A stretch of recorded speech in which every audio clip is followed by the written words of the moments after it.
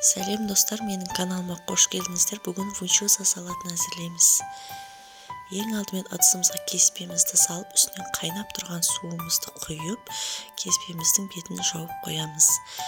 Отымызға табамызды қойып, сұйық майымызды құйып, қыздырып, үстінен майда туралған етімізді салып, жақсылап қуырып, үстінен тұзымызды және де жуамызды, бір дана сарымсағымызды езіп салып, қуырып аламыз. Және де үстінен аздап қара бұрыш септім мен. Өз қалауларыңыз қосу, қоспау және де үстінен үккіштен өтілген сәбізімізді салып, араластырып алдым.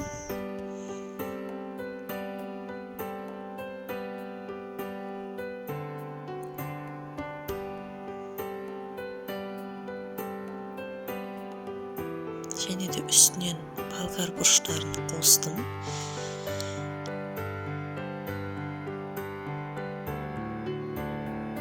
Қақпағын 10 минутқа жауып қоямыз. Үстінен майда туралған қиярымызды салып, 20 минутқа бұқтырып қоямыз.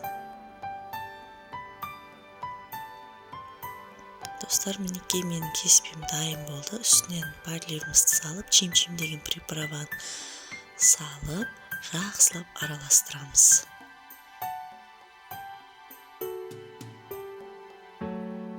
Менің каналыма тіркелуді ұмытпаңыздар, достар. Дайын болып қалды фунчозамыз. Ұнаса лайк басамыз. Мен сіздермен қоштаспаймын. Келесі видеода кездескенше.